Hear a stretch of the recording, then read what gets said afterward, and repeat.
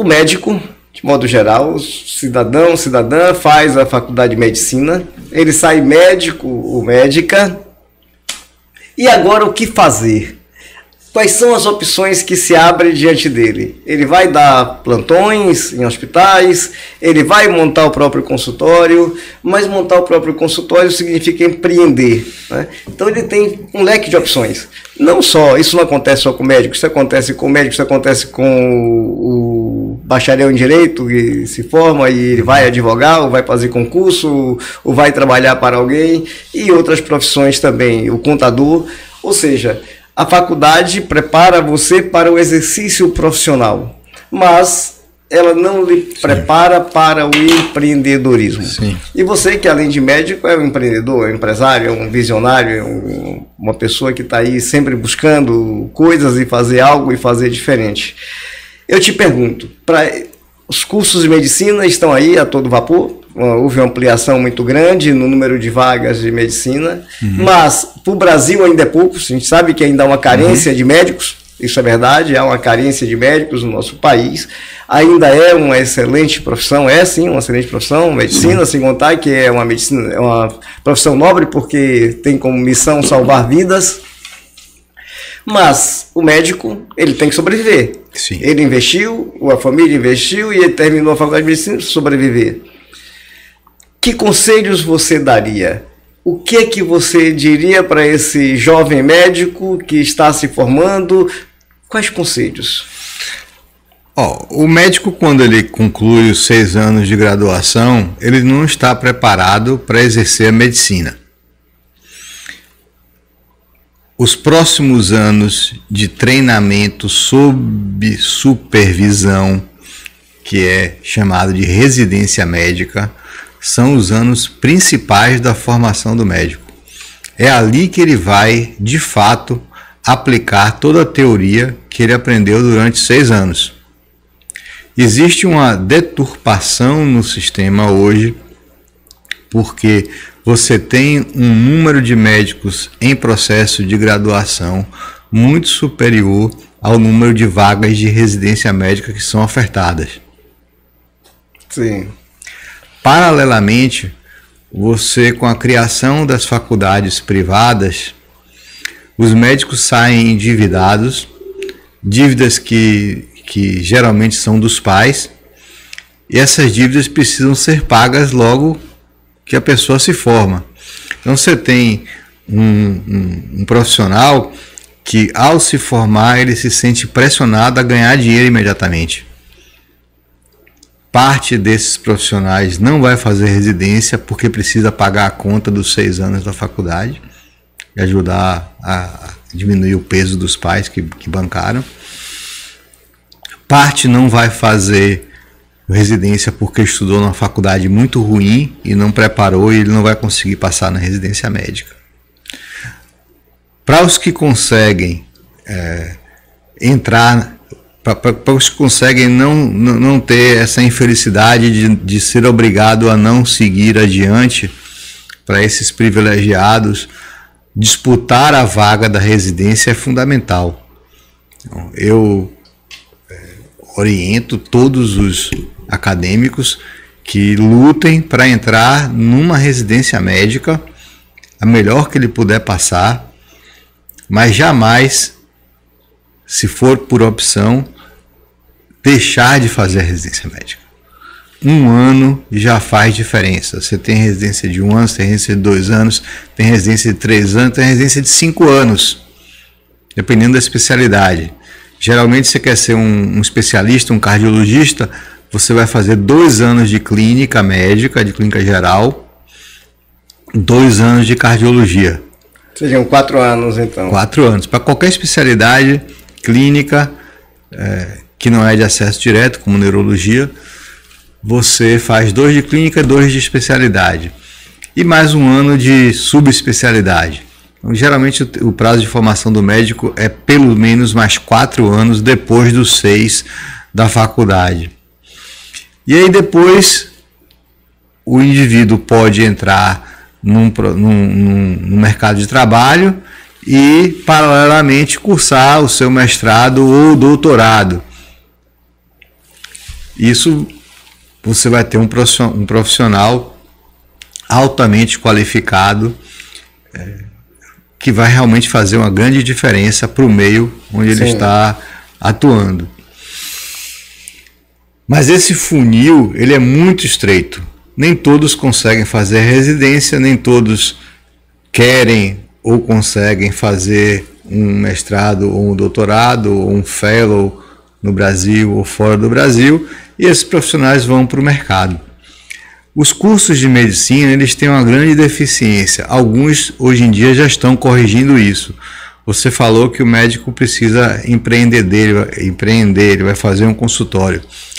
Nós terminamos o curso de medicina, a gente não sabe o que é um CNPJ, o que é imposto. E a primeira coisa que dizem para a gente no dia seguinte à nossa formatura, se você quiser dar um plantão, é que você tem que abrir uma pessoa jurídica. É a primeira coisa, você tem que abrir uma PJ para poder ser contratado para dar plantão numa UPA, num hospital, numa emergência, numa unidade básica de saúde. E o médico não foi treinado, ele não sabe o que é PJ, ele não sabe o que é CNPJ, ele não sabe o que é pagar recolhimento tributário, não sabe nada. Nada. No Brasil, ele é jogado no mundo grande, né, na formação de empreendedores. Ele é jogado no mundo em que ele vai ser um profissional liberal de consultório ou uma mão de obra contratada por outra empresa no processo de terceirização, e ele não foi preparado para isso. Ele não sabe como compor uma sociedade, ele não sabe como buscar financiamento, não sabe nada. Algumas escolas estão incorporando dentro da graduação conteúdos de MBA de gestão empresarial, para que o médico já se forme com esse conteúdo de empreendedorismo. Não só para sobreviver como profissional liberal, mas como para vislumbrar a implantação de serviços, né?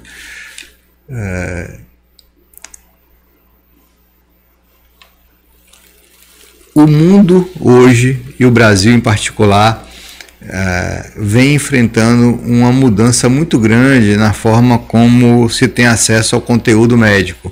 Você tem hoje acesso, através da internet, a um conteúdo enorme. As inteligências artificiais generativas dão respostas a vários questionamentos. Antes das IAs, a gente já tinha os Googles. O paciente vinha para a consulta sabendo mais da doença dele do que às vezes o próprio médico. O sujeito vai lá e pesquisa, já vinha iniciado de informações. Para testar o médico, para saber se o médico estava sabendo tudo.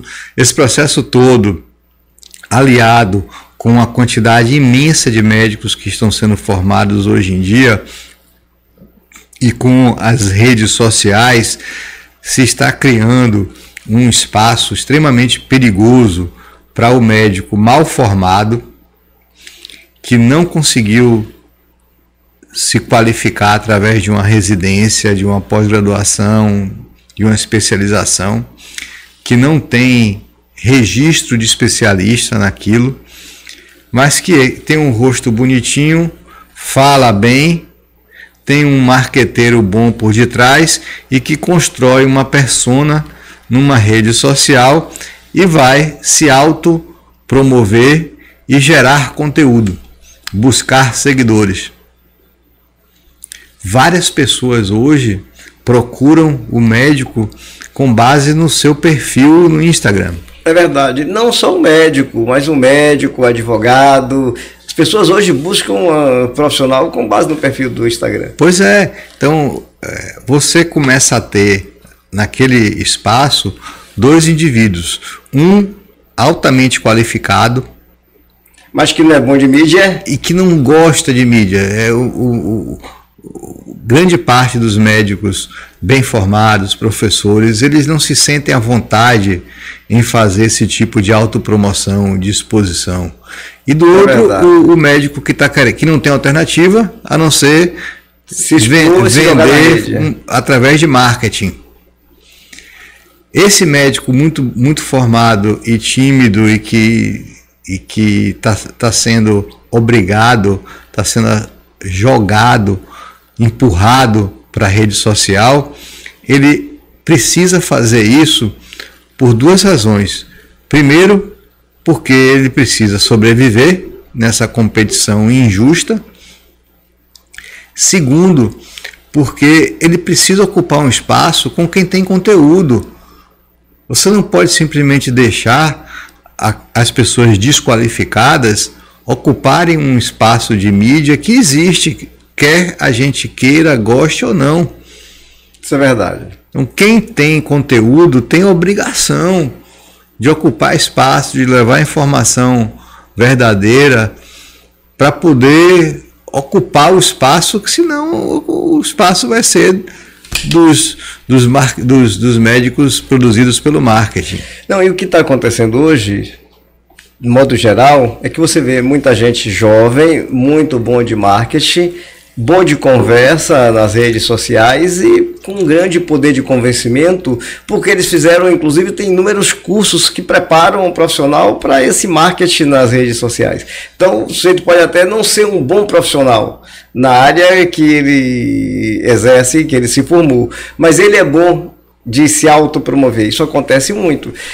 Não só na área médica, mas também na advocacia. Na advocacia eu vejo jovens advogados e prometendo ensinar outros advogados a como captar cliente, a como ficar rico na advocacia, a como isso, como aquilo. Eu falo, velho, peraí, o cara nem saiu da fralda ainda, sabe? Ele ainda não sabe sequer o que é a vida e ele já está se elevando a um patamar ao qual ele não está qualificado. Porque observe o seguinte, em qualquer atividade, eu vou falar agora da advocacia.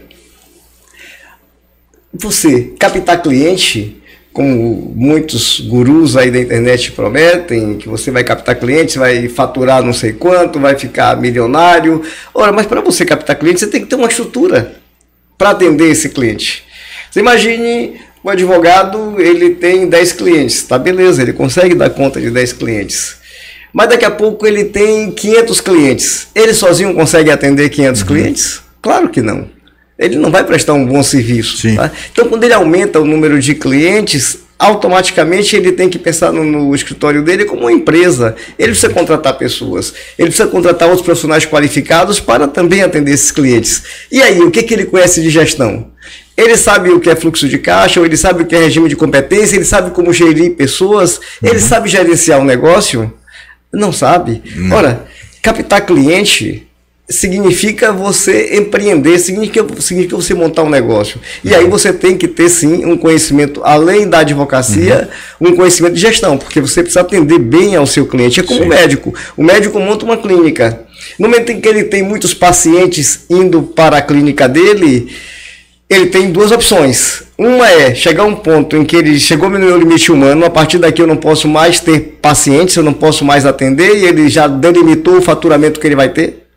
Ou seja, ele é um vendedor de horas, ele é um médico vendedor de horas, Sim. E o tempo dele é limitado. Ou ele começa a pensar empresarialmente e diz, não, eu vou expandir minha clínica, por quê? Porque eu estou sendo demandado. Eu vou contratar outros médicos, eu vou fazer parceria, eu vou ampliar, vou montar aqui outros consultórios médicos, vou montar uma clínica agora, um empreendimento realmente empresarial, e aí você ou faz parcerias com outros médicos, ou você contrata, mas você vai expandindo e de repente você tem uma rede de clínicas Brasil afora. Mas para isso você precisa ter competência de gestão empresarial. Não precisa buscar esse exemplo extremo. Para o dia a dia da atividade de consultório privado, o médico precisa ter conhecimento de gestão. Se a opção dele for criar um consultório, ele precisa pagar secretária, pagar aluguel, fazer investimento, calcular payback, taxa interna de retorno, uma série de indicadores para ele entender o negócio dele.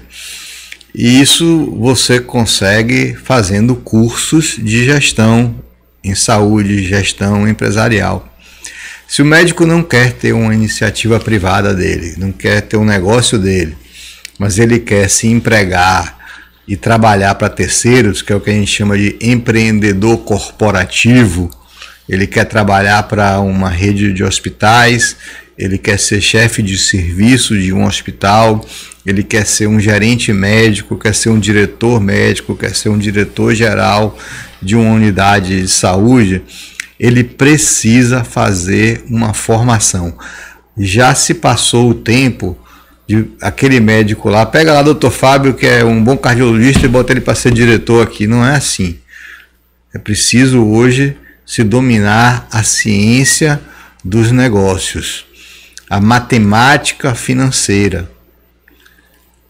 Nesse mundo que a gente está vivendo hoje, com excesso de médicos, a habilidade gerencial, ela deverá fazer parte do currículo daquele médico que pretende se destacar. Isso não quer dizer que ele deva prescindir de uma carreira acadêmica.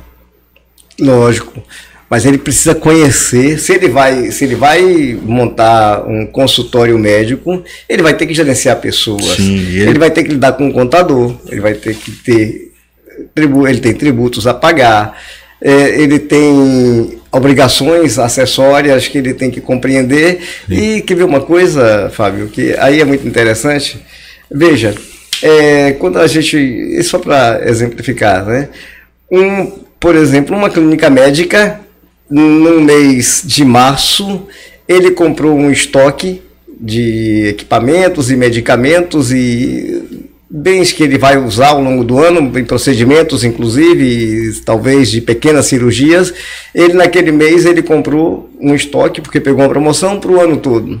Você percebe que nesse mês, se você for analisar pelo regime de fluxo de caixa, nesse mês, o que vai acontecer? O fluxo de caixa dele está positivo. Por quê? Porque o que ele comprou, aqui o exemplo que eu estou dando, ele comprou tudo parcelado.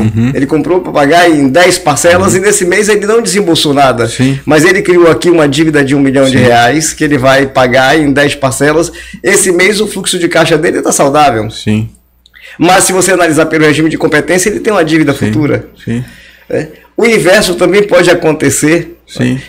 O inverso pode acontecer. Isso tudo o profissional precisa ser treinado para poder entender. Então ele precisa compreender o que é fluxo de caixa, o que é regime de competência, o que é investimento. Ele tem que entender quais são os custos que ele tem atrelado ao exercício profissional dele. Isso é importante, mas precisa aprender também liderança.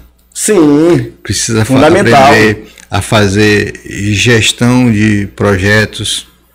Precisa aprender a logísticas.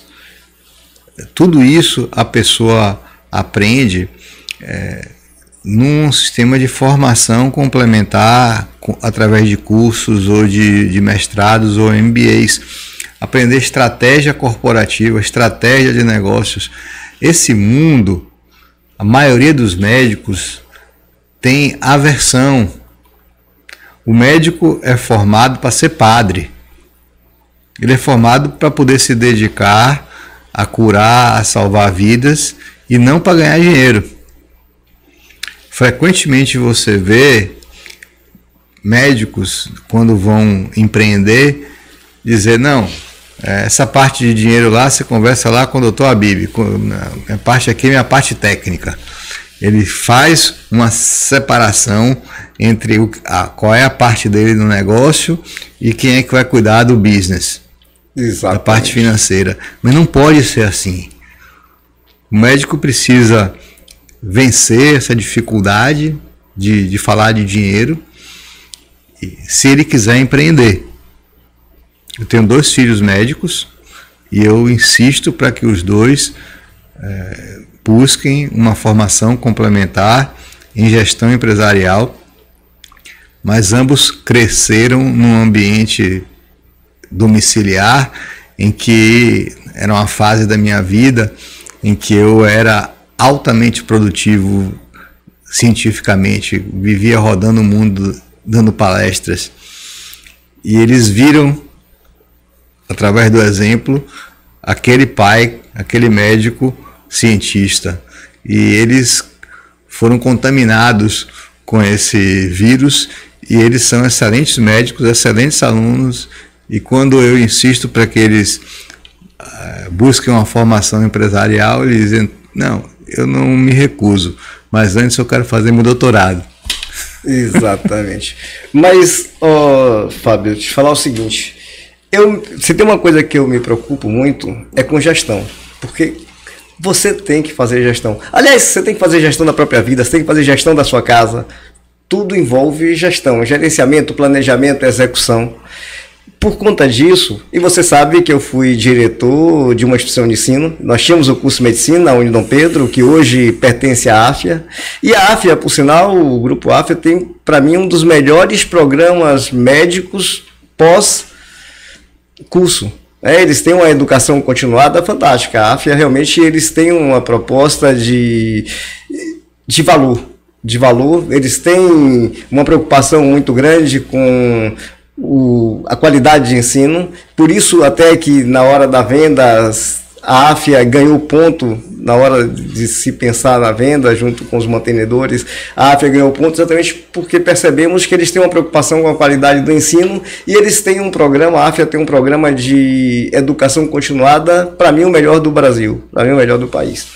Mas voltando a falar dessa questão de gestão e a nossa preocupação, eu tenho 2 parceiros, amigos, ela é da área de saúde, ele contador, eu que já fui gestor também de uma instituição de ensino, fiz parte da gestão e sou advogado, tenho escritório há mais de 30 anos, conheço, né, do mundo, inclusive de gestão, pelo aspecto até mesmo legal, de compliance e também de gerencial. E nós vivemos agora em São Paulo o Dr. Business Club, que é um programa voltado para capacitação de empreendedores, principalmente da área de clínicas médicas, de clínicas odontológicas, também voltado para escritório de advocacia. Foi agora em outubro em São Paulo, e eu participei, lá fiz uma palestra, e vamos fazer ano que vem aqui na Bahia. Nós teremos uma edição do Dr. Business Club aqui na Bahia. Carinho Erle, que é da área médica, o Anderson é contador e eu advogado, e a gente vai fazer esse evento aqui em Salvador ano que vem. E você já está convidado a participar, você já está aqui de antemão convidado para ser um integrante, porque eu sei que você tem muito a contribuir. Nessa área você tem muita bagagem e a gente quer exatamente se unir a pessoas como você, tá, Fábio? Mas eu queria que você, aqui, já chegando ao final desse nosso bate-papo, deixasse suas considerações finais do seguinte ponto. Primeiro, falando para o público médico e agora falando sobre o médico empreendedor, e você aqui fez uma abordagem, como você realmente vencer barreiras na medicina sem perder o processo de humanização. Afinal de contas, o médico ele tem que ter um processo de humanização muito grande porque lida com vidas humanas. A medicina ela não pode ser apenas mercância. Ela tem uma função social muito grande. Como compatibilizar e quais conselhos você deixaria aqui para essa grande massa de novos médicos aí que estão chegando ao mercado? A primeira missão do médico, o primeiro compromisso dele é com o paciente. Ele tem um compromisso de vida, de dedicar todo o seu conhecimento para fazer com que aquela pessoa sofra menos, né, se estiver sofrendo. E aquele médico que prestou aquele serviço, ele precisa ser remunerado. Em várias formas de remunerar. Tem o pagamento do bolso, quando o paciente tem a relação direta com o médico, e ele pode ser remunerado através de um terceiro, um plano de saúde, ou ele pode ser remunerado por um ente público. Ou esse médico pode ser um funcionário público prestando serviço. A forma como o pagamento é feito para o médico não interessa. O que interessa é a qualidade do serviço que é prestado.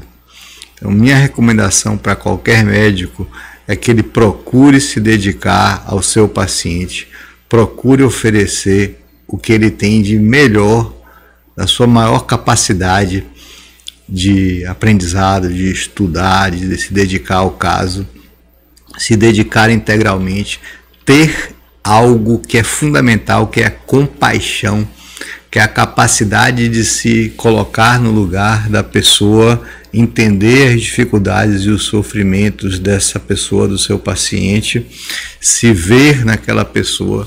Médico sem compaixão não pode ser médico. E não se preocupar, porque se ele for capaz de oferecer tudo isso que eu disse, a remuneração virá de uma forma ou de outra. O médico que entra no mercado porque medicina dá dinheiro, ele está fadado ao insucesso. O dinheiro, a recompensação financeira deve ser sempre a consequência de um trabalho feito com afinco. É uma meritocracia qualitativa pelo serviço prestado e quantitativa pelo quanto ele se dedicou em termos de tempo à sua atividade. Fora isso, não existe medicina. A medicina, ela tem um princípio fundamental numa relação humana que é absolutamente indissociável do objetivo maior, que é salvar vidas. Muito bem. E o que você disse aí dessa questão de que existe um bem maior envolvido, né, e uma função social e humana, isso também eu digo que se aplica à advocacia. Na advocacia, na verdade, o resultado financeiro ele vem em consequência do seu trabalho, porque é uma profissão e uma carreira de longo prazo. Não pense que você que é advocacia também é algo imediatista, porque não é. Até porque um processo costuma demorar alguns anos. E você cuida de pessoas também. Francesco Carnelucci, ele fazia um paralelo entre a atividade médica e a advocacia. Aí ele dizia que quando o médico erra, dói na alma. E o advogado, quando erra, dói no bolso. É mais ou menos assim.